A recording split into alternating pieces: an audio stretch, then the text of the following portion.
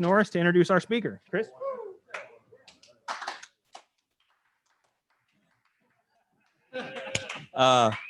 First off, I want to apologize for Doug Gottlieb's language last week on the Zoom deal. He called me and said, "Hey, I forgot and I go, well, hell, they've heard it. It's no big deal." Second thing, next week, real quick, Tom Holliday is going to be our program, and he is going to auction off a corral up at Old Brait. So just FYI, if you have an interest in that, you might bring your checkbook. I'll get to that later. Anyway, no, it's kind of a club level deal down on the. It's perfect for you. All the alcohol you can drink. So anyway,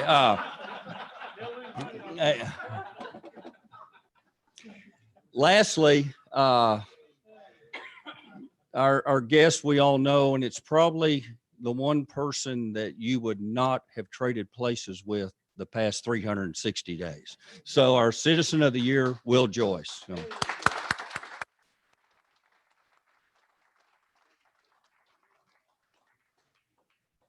If anybody does want to trade places, that offer is still on the table. Yeah. I think you'd have to auction off who doesn't want to do it the most, right? Well, I appreciate you guys having me out. This is my first time back at Rotary in quite a while. So it's good to be here. Good to see you guys' faces.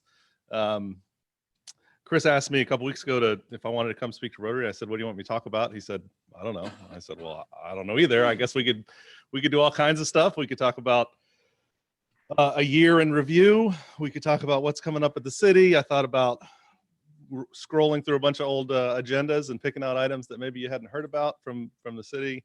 Then I thought about not talking about the city at all and maybe just talking for an hour about my day job, because I do have a day job. This is not and honestly, it would be more interesting to me and probably easier on the questions. But I figured we'd just jump around a few different topics and talk about some of the things that we've been dealing with the last year, some of the things that are coming up. And then I want to give you guys plenty of time to ask questions, because I'm sure there's lots of stuff out there that we've been talking about and things that are going on, and I have no idea which of them interest you the most. So I'm happy to answer questions here after a while. So you want to start with COVID or you want to end with COVID? That's my question. Anybody? We're going to start with it because it's top of my list. Been a year. First emergency order we issued with health emergency around COVID was March 15th, 2020. Norman McNichol and John Dorman and I sat in John's office on Sunday afternoon and thought, okay, what are we gonna do with this? And that's when I learned that I actually had the ability to sign a piece of paper and tell people to do things. Didn't know that was a thing. Didn't enjoy it. For as much as I've heard from people that somehow this year has been an exercise of my ego or my desire to control people, not part of it. Don't enjoy it at all. This sucks. It really does. And it has from the very beginning. I hated signing that piece of paper, and I've hated signing every one that we've dealt with since. Unfortunately, it's been the reality of our situation, and we've had to take certain measures. Currently, we do have the latest emergency order was signed the 26th of February. We still are under a state of emergency in the city of Stillwater. There are currently no restrictions as part of that emergency order. The last one we had in there before was a capacity restriction on our bars. That was removed in this latest order. So, we don't have anything in the city of Stillwater from an emergency order standpoint that restricts or closes or does anything. And other than the bar thing, which we put in back last fall, we haven't had anything since July. Now, of course, that doesn't include the mask ordinance, which is not part of the emergency orders. It was originally, I don't know if you saw that news back in, what was that, May, end of May, early June. We initially used the emergency order to put a mask ordinance in place. That was problematic and a mistake. And I've admitted that many times to many people, and I have no problem doing that now. I admitted it on MSNBC, which was not a whole lot of fun, but we messed that up. We started off telling people to wear masks in emergency order without having an ordinance and city council meetings and public hearings. and it didn't go well. We didn't plan that very well. So the mask ordinance passed by the city council initially on July 9th was also extended last week, currently expires May 25th. Of course, like any ordinance, we can change that at any point. We're currently talking to health departments and folks at the university and our local physicians and the hospital, that sort of thing, about what the parameters should look like when we want to pull that. The numbers right now are great. I mean, comparatively, it's really good. I think Tuesday, Wednesday, Thursday this week, the text I get every morning about the hospital's numbers, there have been 0 COVID ICU patients at the hospital the last 3 days. So that is very good news. And they've been, I think, below 10 total COVID patients for a week or more, which compared to where they were, I went up there on Christmas Eve to deliver some goodies and say hello to some folks, and they had 20 patients in ICU.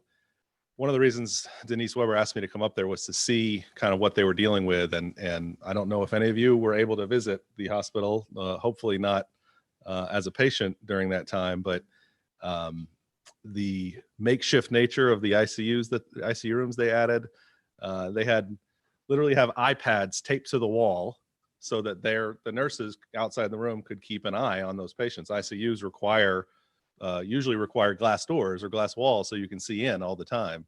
Well, you couldn't do that when they didn't have the ICU rooms. And so they had cameras and iPads on the wall so that they could watch those patients. When you've designed for 7 ICU rooms total and you have 20 ICU patients with COVID, you come up with creative solutions. So they did a great job with it. We're very, very excited right now to see that they're getting a bit of a break. So we're talking about what would the parameters look like for the mask ordinance to go away sooner than the May 25th. Again, I can't wait to pull it. It's not something that I don't enjoy it. I don't like having the issue out there, but from our standpoint and the medical advice of our local, our state, our federal public health officials is that it has helped. If you look at the health numbers and also the economic numbers, cities that have taken precautions like this have done better. And Stillwater's economic health, I think, also recognizes that. We're basically flat with last year, but our February numbers were 2% up on sales tax, which is great, honestly, given where we've been, and honestly in better shape than a lot of other communities. So I've had lots of business owners talk to me. Certainly there are folks who don't like what we've done, but I've had a lot of other folks that say they appreciate the fact that people feel safer here to shop, and we've seen that it reflected in our numbers. So a couple other things just related to COVID we've done. We were able to give $500,000 in grants to local businesses back late last year. The chamber helped us out with distributing those. That was money that came down through the CARES Act program. Hopefully, I think, we heard from a lot of folks that it was helpful to them. We were also able to use $150,000 of CARES money for individual grants. We gave to folks who needed help with rent or mortgages or utility bills or really anything, as long as they could show an economic impact from COVID, then we were able to give that money out. We're actually currently waiting for the check to come in from the CDBG program for another $420,000 to distribute in individual grants to folks who have struggled with utilities, with rent, mortgage, all that kind of stuff. So, that's I think for some folks, not anywhere near what they need to help overcome what we had to deal with this year, but it is something. And Our Daily Bread, which I know Rotary supports a ton, has been instrumental in helping on the individual grant side. They processed all those applications. They vetted the folks and got the money to them through Our Daily Bread. So we really appreciate their help there too. All right, so that's all the notes I wrote down to talk about with COVID. So we're getting better. I'm really, really hopeful. I know our state, and all credit to state government, the governor, the State Department of Health on COVID vaccine distribution in the state of Oklahoma. It's been great. It has, compared to other states, gone very well. and continues to go well. And so, it's not been easy for everybody. There's a lot of folks. I know my wife was sitting up helping her mom refresh the browser over and over again to try to find those appointments. But it's a massive undertaking, and I think the state has done a good job getting those out. And as they continue to spread vaccines around, that makes this whole thing go away quicker. So, utility rates. So a couple of things to talk about with utility rates. I don't know if you guys noticed, a couple weeks ago it was really cold for a long time. It felt like for this last year, I mean, honestly, we had COVID. We got to the end of October, and it was like the numbers were okay at the end of October, but we had that sort of massive ice storm where it knocked like half the trees in town over. So we were dealing with that in October. Then the numbers came back, and we had November, December, January of just really bad COVID numbers around here. And then we get to the end of that, and we jump right into like the coldest 2-week period in Oklahoma since like 1890 or something. I mean, insane cold weather caused a lot of problems. Our city staff, our city employees really, I think, just went above and beyond and were able to help keep the lights and the water running as much as possible. We all learned a lot more about power grids than any of us knew beforehand and how they work. And the fact that when they tell you, hey, sorry, you're going to have to cut 10 megawatts of power out of your grid tomorrow or 5 minutes from now, honestly, is how that worked. Then you just have to do that. So luckily we didn't have to deal with it too much. And luckily it didn't cause too many extraneous problems, but we did have a couple of power outages that caused our pumps at Kaw Lake to freeze up. When the power goes out and those pumps stop running for 10 minutes, they freeze up when the water's, when the air's 15 below zero. So dealt with that a little bit. OSU was really, really instrumental in helping provide some extra clean water to our system. So we didn't lose pressure. We didn't have to do boil orders. We didn't have to deal with anything around water because we have a parallel system in the city that the university treats their own water, and they were able to help us out for a day or so to make sure we didn't lose too much after our pumps froze the second time. So good stuff there. So energy costs, our annual budget for natural gas that powers our power plant. So we have a power plant, brand new $70 million facility. It's wonderful. It's run by natural gas. Our yearly budget for natural gas to run that power plant is about $1.5 million. About what we spend on natural gas to run that power plant. First 2 weeks of February, we spent $16 million on natural gas. So our budget amendment at our meeting 2 weeks ago was from a revenue or an expense budget of 1.3 or 1.6 million on the natural gas side to 21.6 million on the natural gas side. Now, thankfully, we generate that electricity and we sell it back to the grid. We sell it to GRDA and the Southwest Power Pool, and the cost of that will hopefully be offset quite a bit. Our revenue budget was also increased by $20 million. So we expect that we'll recover a lot of that in the revenues that they pay us. But ultimately those costs trickle down to the people who use the electricity, which is all of us. And so the state, and it's a huge problem.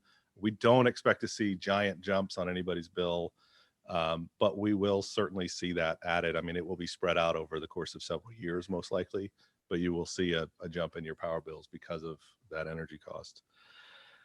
On a more basic utility rate question, we have done utility rate studies, water, electric, wastewater, and trash maintenance or trash and recycling services. It's one of the things we've tried to focus on on the council is future planning, right? We want to, we've trying to get away from just break fix, just worrying about what's broken right now and what do we have to fix, to planning ahead and looking forward. And doing utility rate studies is a big part of that. There had only been one done in the last 10 years. So we brought in some experts to help us do utility rate studies. I think the electric one is really interesting because what we found is that if you look at how much it costs us to generate electricity and provide it, and you compare it to how much we charge, there's a couple components of that, right? There's the flat rate, right? There's the amount of, you got to have the lines, you got to have the poles, you got to buy the trucks, you got to pay the employees. Like whether you turn the lights on or not, all that infrastructure is still there. If you want to be able to turn the lights on at your house, all that stuff has to be already there. So there's a base charge that you pay that covers the base fees, right? And then there's a variable amount you pay. So if you use your lights a ton, you're going to pay a higher electric bill because we're paying for that electricity to put it in your house. So you got a fixed rate, a fixed fee, and you've got a variable fee. In Stillwater, our fixed fee and variable fee are out of whack, right? So we don't collect enough of the base fee and we charge you too much on the variable fee, right? Is what we learned from this rate study, basically. So what's been recommended, and what we'll look at, we kind of have delayed this a little bit because of the power situation from last month to try to look at what we want to do here. But what the utility authority has been recommended to do is fix that, right? To actually up our base rate a little bit and lower our hourly or our per usage rate, which will result for most residential customers and actually in a drop about 8 cents a month in your utility bill. So it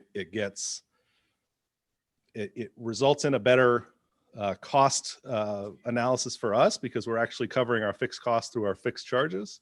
But from most residential utility bills, you'll see a drop. Some businesses or some larger customers might see some increases, but for the most part, we're just sort of swapping out which we're charging in which case. On the water side,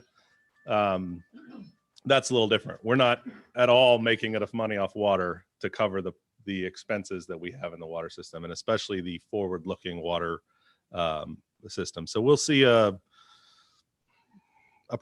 small percentage increase, most likely in water rates here sometime in the next couple of months when the utility authority looks at those. And I would encourage you, if you're at all interested in this stuff, the water rate studies on both of these rate studies are on the city website. It's about 150 pages long, which is a lot. We are working, when we do bring this for discussion and vote, we will have that distilled down and give you a little bit better, cleaner understanding of it. But there's actually some really great explanations in those about how the different rate structures work, how the different classes work. Honestly, if you care about these kinds of things, looking at that utility rate study is a good use of your time. We already have implemented some small increases, about $1.50 a month on most people's trash carts. That went into place late last year.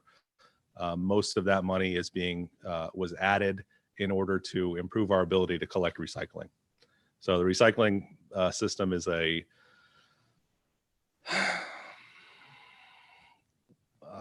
I don't know how to describe it. People want recycling. Most people, from what we've done in studies, they want to be able to do that. The recycling market is not great.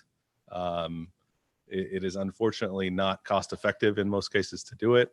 But it's more cost effective for us if we can gather up the material here in Stillwater, put it on a truck and ship it to Tulsa. And so what we're going to do is build a staging facility so that we can do that collection ourselves, get it loaded up onto the trucks and ship it to the larger recycling facilities. So those rate increases are mainly around being able to improve that. And I think from a future standpoint, again, looking to the future right now, it doesn't look like it makes a ton of sense. But looking over the next 10, 20 years and what we would expect to see in the recycling markets and the availability of, the economic utility of those collections, this facility will serve us well in the future. All right, I'm going to stop there because I want to leave some time for you guys to ask me things that I haven't talked to you about yet. I do have some notes about transportation projects. I will tell you the very too long didn't read short answer on transportation projects is we've got a lot of stuff going on.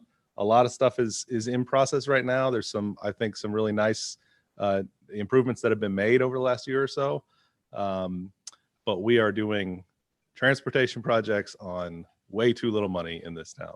We do not have enough income and revenue to fund all of the transportation projects that need to be done. I mean, it's just a fact. Our half-cent sales tax that is dedicated to transportation generates around 4.5, maybe 5, somewhere in the $4.6 million range every year, which gets dumped into transportation pavement management projects, resurfacing, some full depth repair, some restructuring or reconstruction entirely. And that's not enough to even keep us where just to keep us on average where we already are. That's not enough money to improve the overall structure of the streets. And so we are going to be talking here soon about how we can fund more of the transportation projects we need to fund. And it's just look at Tulsa, look at Oklahoma City, look at other metro areas in the state. Tulsa, so we talked about this in council meeting. Our last bond money is coming off the books, or just came off the books, or is almost off the books. The last bond we passed in Stillwater for infrastructure, or for capital project, was in 1999, 2000 for the city hall renovation, police department build. We've paid that bond off. So the city doesn't have any more bond money on the books. So none of your property taxes at all go to the city of Stillwater for anything. Oklahoma City, that number is about 15% of property taxes in Oklahoma City go to the city. And they go for what they just passed was a $500 million transportation infrastructure project. Tulsa's got a similar number that they passed out of sales tax bond or property tax bonds. If we want to be able to invest a significant amount of money in transportation projects, that's going to be where it has to come from. And we're going to have to talk about that in the future. So that's it. That's my update. I'd love to answer any questions you guys have. What else you want to talk about? Yes, sir. Well, we see it around the nation, a lot of smaller businesses closed. Have we had businesses closed in Stillwater? If so, how many compared to the other cities? So the question was, I was told to repeat the questions for Zoom. Questions about small businesses closing. How many have closed? Have we seen that as an issue? Yeah, small businesses in Stillwater have closed. I don't have good numbers for you in terms of what, I could go through and name the ones that I know have closed, right? I saw Firehouse Subs is closed, and the, I'm thinking the ice cream place, Orange Leaf closed. A few other places for sure. Yeah, we certainly have, but we've also seen new businesses open over the last couple of months, right? And we have projects happening right now in town. So, from an overall economic impact standpoint, again, from the city, if you're just looking at overall sales tax revenue, we're relatively flat. Now, the problem is that you've seen increases in Walmart and Lowe's and big box collections and decreases in small business collections. And that was one of the drivers between the $500,000 that we put into grants for small businesses. But yeah, I mean, it's a problem. I mean, it's a problem from the standpoint of, what did we miss last year when we shut down, or when COVID started in March, right? We lost homecoming, or we lost graduation. We lost the OSU tennis or NCAA tennis championships.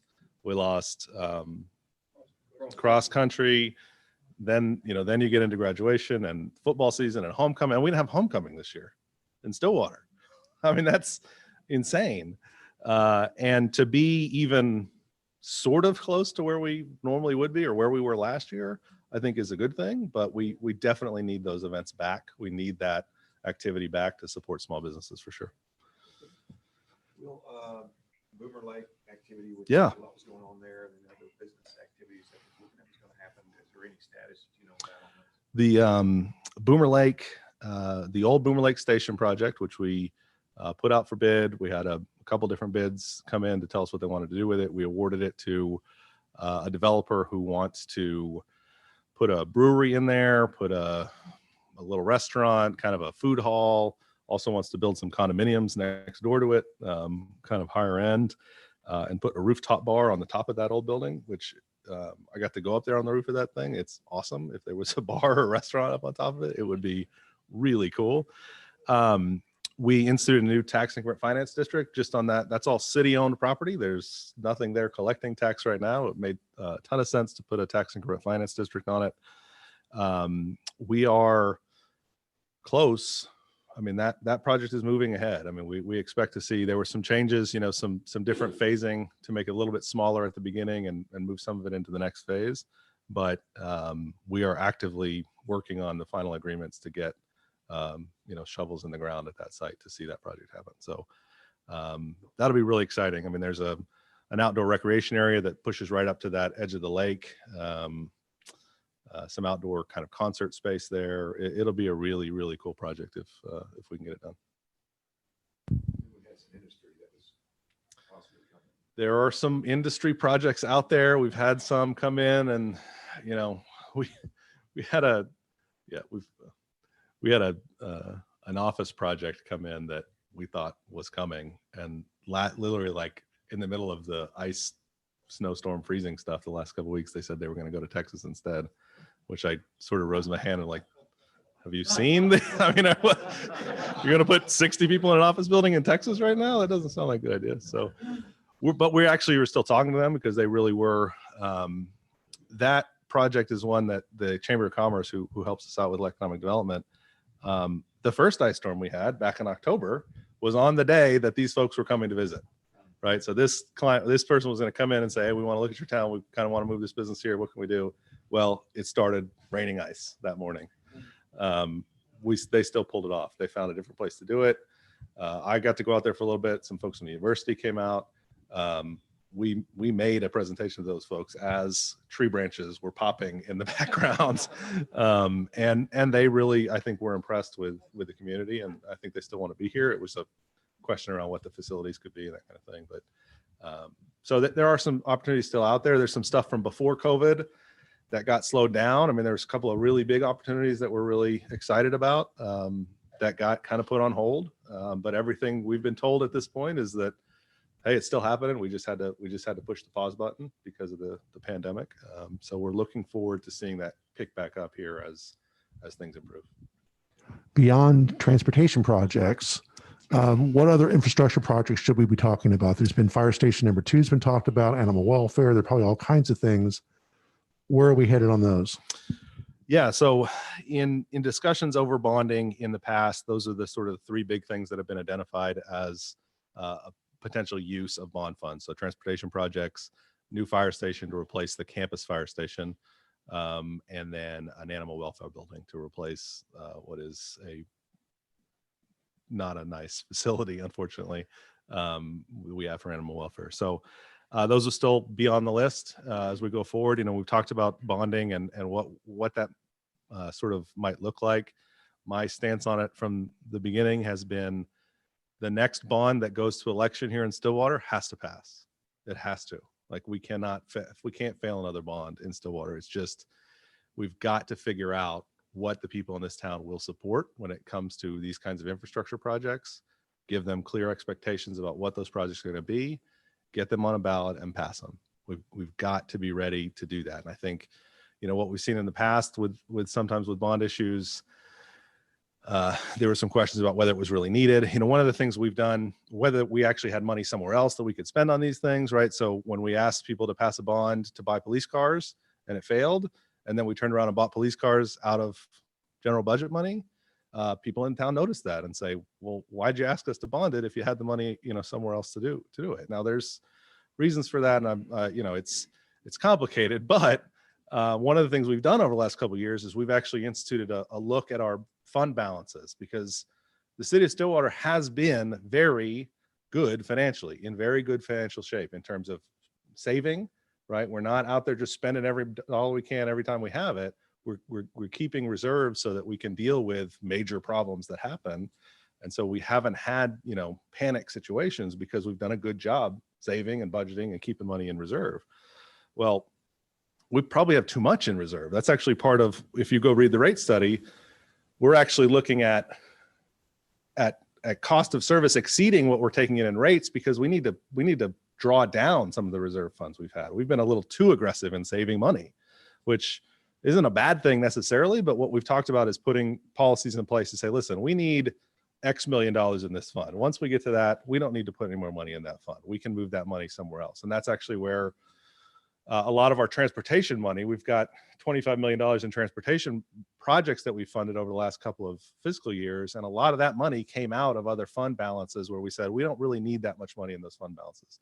So that's part of planning towards bonds, right? So where we can say, listen, we have looked at all these other pots. We've looked at all the other places we could fund this.